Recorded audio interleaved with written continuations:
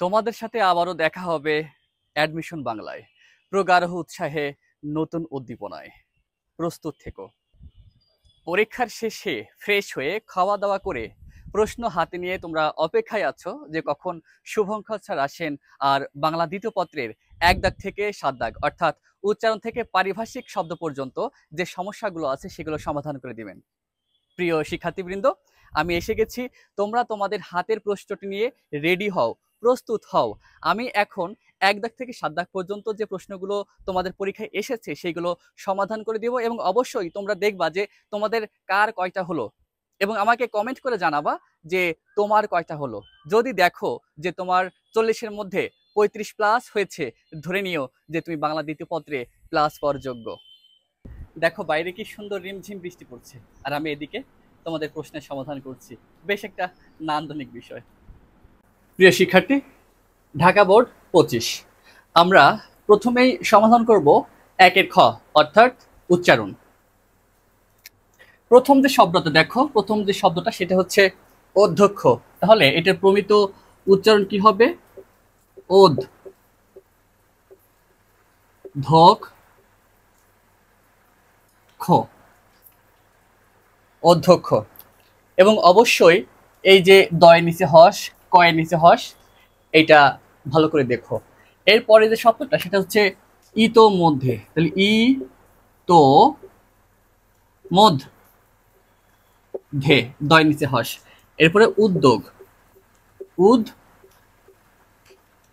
দোগ, দয়ের নিচে গয়ের নিচে হস। ঐকতান, ও রস্যই, কয় ওকার, তয়াকার, নয় নিচে হস, ঐকতান। এরপরে কল্যাণ,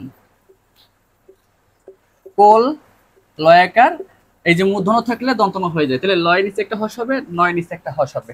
এরপরে চর্যাপদ, যদি আমরা চর্যাপদ বলি কিন্তু এটার প্রমিত উচ্চারণ হবে চোর যা পদ, অন্তস্থ জ থাকলে বর্গে যা হয়ে যায় আর রয়ের নিচে আর দয়ের নিচে হস হবে। এরপরে ধন্যবাদ, ধন ন বাদ, নয় নিচে আর দয় নিচে হস হবে। এরপর হচ্ছে পদ্ম, পদ দো, এই যে ম ফলার জন্য এখানে একটা চন্দ্রবিন্দু হবে, দয় নিচে হস। এই হচ্ছে উচ্চারণ। এখন তোমরা দেখে নাও যে উচ্চারণ থেকে এই ৮টার মধ্যে যদিও তোমাদের ৫টা লিখতে হয়েছে, দেখো ৫টা হয়েছে কিনা। এবার বানানগুলো দেখে নাও। ২-এর খ, প্রথমেই অধ্যায়ন লেখা, কিন্তু এটার প্রমিত বানান হবে অধ্যয়ন। তাহলে বানানটা দেখে নাও। স্বরে অ, ধয় জফলা, অন্তস্থ দন্তন্য। অপরাহ্ন, আমরা জানি যে হয়ের সাথে ন দুইটা বসে, একটা হচ্ছে হ যোগ দন্তন্য থাকলে এই রূপ, আর হয়ের সাথে যদি মূর্ধন্য থাকে তাহলে এই রূপ। তবে যদি রয়ের পরে কখনো হয় না বসে সেটা এই আকৃতির হয়, তাহলে এইটার শুদ্ধি বানান হবে অপরাহ্ন, অর্থাৎ এই নটা নিচে হবে, মূর্ধন্য ন হবে। এরপরে এখানে যদিও লেখা আছে আমাবস্যা, হবে অমাবস্যা, স্বরে অ ময় আকার, ব দন্ত শয় জফলায় আকার। এরপরে গ্রামীণ, গ্রামীণ বানান দেখা যাচ্ছে যে এখানে দন্ত ন আছে কিন্তু প্রমিত বানান হবে মূর্ধন্য ন, গয়ের ফলায় আকার, ময় দীর্ঘী, মূর্ধন্য ন। এরপরে এখানে লেখা আছে দণ্ড বিদি, অর্থাৎ এখানে দন্ত ন আছে আর এখানে দ আছে, দুইটাই পরিবর্তিত হবে। এটার প্রমিত বানান হবে দণ্ড, অর্থাৎ মূর্ধন্যয় ড, বয় রস্যি, ধয় রস্যই, দণ্ড বিধি। এরপরে প্রতিযোগিতা, অর্থাৎ প্রতিযোগী বানানটা ঠিক আছে কিন্তু যখন এরপরে তা হয়ে যায়, তা হয়ে যাওয়ার ফলে এই গয় দীর্ঘইকার গয় রস্যি হয়ে যায়, তাহলে এইটার প্রমিত বানান হবে প্রতিযোগিতা। এরপরটা দেখো বিভীষিকা, এরকম একটা বানান আছে কিন্তু প্রমিত উচ্চারণ হবে বিভীষিকা, বানানটা পরিবর্তিত হবে। যেমন এটার প্রমিত বানান হবে বয় রস্যি, ভয় দীর্ঘি, মূর্ধন্যস্বয় রস্যি, কয় আকার, বিভীষিকা। সর্বশেষ রেজিস্ট্রেশন, আমরা জানি যে ইংরেজি শব্দে কখনো মূর্ধন্য স বসে না কিন্তু এখানে মূর্ধন্য স আছে, তাহলে এটা কি হয়ে যাবে? দন্ত স হয়ে যাবে। তাহলে রেজিস্ট্রেশনের প্রমিত বানান হবে রে জিস, এখানে দন্ত শয় টয় রফলে একার, তালবস্যা দন্ত ন, অর্থাৎ এখানে মূর্ধন্য স জায়গায়, এখানে মূর্ধন্য স জায়গায় দন্ত স হবে, রেজিস্ট্রেশন। তো শিক্ষার্থীরা এখন দেখো এই বানানে ৫টির মধ্যে কতটা হয়েছে। যদি আমি ৮টাই সমাধান করে দিচ্ছি, তোমরা ৫টা লিখেছো, এখন দেখো কার কতগুলো হলো। এইবার ৩ দাগের খ অর্থাৎ ব্যাকরণিক শব্দ শ্রেণী বা পদ নির্ণয়। তো আমি পদগুলো এখানে লিখেছি। তো প্রথমটা দেখো পয়লা বৈশাখ, এইটা হবে বিশেষ্য। তাহলে পয়লা বৈশাখ বিশেষ্য পদ। এরপরে 9, এটা হবে যোজক। তবে অবশ্যই অন্তস্থ জ বর্গীয় জ, অনেকে আবার কয় জায়গায় গ দিয়ে থাকে, এটার বানান হবে অন্তস্থ জয়কর বর্গীয় জ যোজক। এরপরে হে বন্ধু, এইটা আবেগ শব্দ, আবেগ শব্দ। কবিতা বিশেষ্য পদ, বিশেষ্য পদ। মোদের সর্বনাম। বিনা দ্বারা দিয়ে কর্তৃক হতে থেকে চেয়ে, বিনা ছাড়া, এগুলো সব অনুসর্গ। ও এটা একটা যোজক, মিছিল এটা বিশেষ্য। দেখো এখন কার কতগুলো হলো। ব্যাকরণের যে টপিকটাতে শিক্ষার্থীরা সব থেকে বেশি ভয় পায় সেটা হচ্ছে সমাস। তো শিক্ষার্থীরা এখন সমাসের সমাধানটা দেখো। প্রথমেই দেখো, প্রথম যে সমাস সেটা হচ্ছে কাজল কালো। ব্যাস বাক্য হবে কাজল ও কালো সমাস দ্বন্দ্ব। অবশ্যই দয় বা দন্ত নয় দ, দয় বা দন্ত নয় দয় বা, এই বানানটা ঠিক করে লিখো। পরেরটা দেখো, তে প্রান্তর। এটার ব্যাস বাক্য হবে তিন প্রান্তরের সমাহার, সমাসের নাম দ্বিগু সমাস। 3 নম্বর কি, নবীন বরণ। ব্যাস বাক্য কি হবে, নবীনকে বরণ। এইটা হচ্ছে দ্বিতীয় তৎপুরুষ সমাস। 4 নম্বর কি আছে, মুখচন্দ্র। ব্যাস বাক্য কি হবে, মুখ চন্দ্রের ন্যায়, উপমিত কর্মধারয় সমাস। এটাকে আবার চন্দ্রের ন্যায় মুখ, এটাও লিখতে পারো, সমস্যা নেই। এরপর 5 নম্বর দেখো, গণশিক্ষা। ব্যাস বাক্য কি হবে, গণ বা সাধারণ মানুষ বিষয়ক শিক্ষা, এটা হচ্ছে কর্মধারয় সমাস। 6 নম্বর দেখো, বনবাস। বনে বাস বা বনেতে বাস, এটা হবে সপ্তমী তৎপুরুষ সমাস। এরপরে 7 নম্বর দেখো, সিংহাসন। সিংহ চিহ্নিত আসন, এটা হবে মধ্যপাদলোপী কর্মধারয় সমাস। সর্বশেষ 8, কাজল কালো। এটার ব্যাস বাক্য কি হবে, কাজলের ন্যায় কালো, এটা হচ্ছে উপমান কর্মধারয় সমাস। এখন মিলিয়ে দেখো। চলো এবার 5 দাগের সমাধানগুলো দেখে নেই। 5-এর খ, বাক্য রূপান্তর। প্রথম বাক্যটি হলো, জাদুঘর আমাদের আনন্দ দেয়। এটাকে প্রশ্ন করতে হবে। তাহলে এইটার উত্তর হবে, জাদুঘর কি আমাদের আনন্দ দেয় না? প্রশ্নবোধক চিহ্ন, আর অবশ্যই কয় রস্যই লিখতে হবে, কয় দীর্ঘই না।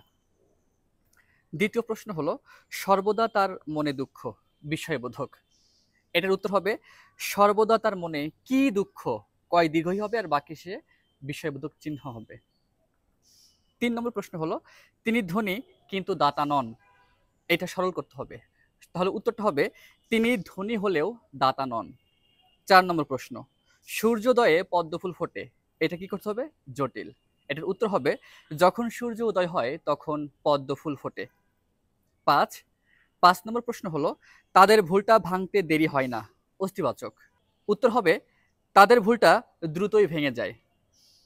6 নম্বর, মানুষ মরণশীল। এটা হচ্ছে নেতিবাচক। আর এর উত্তর হবে, মানুষ অমর নয়। সর্বশেষ প্রশ্ন হলো, জ্ঞানী বলেই তিনি বিনয়ী ছিলেন, যৌগিক করতে হবে। তাহলে এটার উত্তর হবে, তিনি জ্ঞানী তাই তিনি বিনয়ী ছিলেন। এই হচ্ছে 8টা বাক্য রূপান্তরের শুদ্ধিকরণ। তোমরা যে কোনো 5টা লিখেছো, এখন দেখো তোমাদের 5টা যা লিখেছো এগুলো ঠিকঠাক আছে কিনা। এরপরে আমরা 6 দাগে আসি, বাক্য শুদ্ধিকরণ, অর্থাৎ 6-এর খ। প্রথম বাক্যটি হলো, আমিনা বুদ্ধিমান মেয়ে। উত্তর হবে, আমিনা বুদ্ধিমতী মেয়ে, তয় দীর্ঘই হবে। দ্বিতীয় প্রশ্ন হলো, সব ছাত্ররা উপস্থিত আছে। এটার উত্তর হলো, সব ছাত্র উপস্থিত আছে অথবা ছাত্ররা উপস্থিত আছে। 3 নম্বর প্রশ্ন হলো, তিনি সপরিবারে অনুষ্ঠানে উপস্থিত। এখানে সপরিবারে দন্ত শয় ব ফলা আছে, ওই ব ফলাটা উঠে দিও, সপরিবার। এরপরে 4 নম্বর প্রশ্ন, সে এ মোকদ্দমায় সাক্ষী দিয়েছে। এটা হবে, সে এ মোকদ্দমায় সাক্ষ্য, দন্ত শয়াকার খিয়ই জফলা হবে। 5 নম্বর প্রশ্ন হলো, অশ্রু জলে বুক ভেসে গেল। উত্তর, অশ্রুতে বুক ভেসে গেল অথবা চোখের জলে বুক ভেসে গেল। 6 নম্বর, পরবর্তীতে আপনি আবার আসবেন। উত্তর, পরবর্তীতে আপনি আসবেন অথবা আপনি আবার আসবেন। 7 নম্বর, মাদকাসক্তি ভালো নয়। মাদকাসক্তি, এখানে তালব্য আছে, দন্ত স হবে, মাদক আসক্তি। 8 নম্বর, সাবধানপূর্বক চলবে। এটার উত্তর হবে, সাবধানে চলবে। চলো এবার আমরা 7 দাগের প্রশ্ন সমাধান করে আসি। 7 দাগে পারিভাষিক শব্দ 15টি, অর্থাৎ 7-এর ক। 15টি ইংরেজি শব্দ দেওয়া আছে, তার বাংলার পারিভাষিক অর্থ লিখতে হবে। তো আমি বলছি, তোমরা মিলে দেখো যে তোমরা যে 10টা লিখছো সেটা ঠিক আছে কিনা। প্রথমে আছে রিপাবলিক। যার অর্থ হচ্ছে প্রজাতন্ত্র। আইওয়াস ধোঁকা, ইথিক্স নীতিশাস্ত্র, গ্লোবাল বৈশ্বিক, হোম মিনিস্ট্রি স্বরাষ্ট্র মন্ত্রণালয়, ফাইল নথি, লেজেন্ড কিংবদন্তি, ন্যাশনাল অ্যাসেম্বলি জাতীয় সংসদ, অর্গানাইজেশন সংগঠন, পাসপোর্ট ছাড়পত্র, পেনশন পেনশন অবসর ভাতা, রেঞ্জ এলাকা বা পরিসর লিখতে পারো, সিম্বল প্রতীক, স্যাংশন মঞ্জুরি বা অনুমোদন, ওরশিপ পূজা। তো শিক্ষার্থীবৃন্দ, আশা করি বাংলা দ্বিতীয় পত্রের এই যে 1 থেকে 7 দাগ পর্যন্ত আমি তোমাদের সমাধানটা দিয়ে দিলাম 40 মার্কের। অর্থাৎ এই 40 মার্কের যে প্রশ্নগুলো আমি তোমাদেরকে সমাধান করে দিলাম, দেখবা যে অধিকাংশই বিগত বোর্ড থেকেই দিয়ে দিয়েছে। বলেছেন আমাকে অনেকেই বলেছে যে স্যার 40-এ 40ই পাবো। এখন তুমি কতগুলো উত্তর ঠিকঠাক করেছো, তুমি কত পাবে সেটা কমেন্ট করে জানিয়ে দাও। আশা করি প্রত্যেকের পরীক্ষা ভালো হয়েছে। ধন্যবাদ। তোমাদের সাথে আবারও দেখা হবে অ্যাডমিশন বাংলায়। প্রগাঢ় উৎসাহে নতুন উদ্দীপনায়। প্রস্তুত থেকো।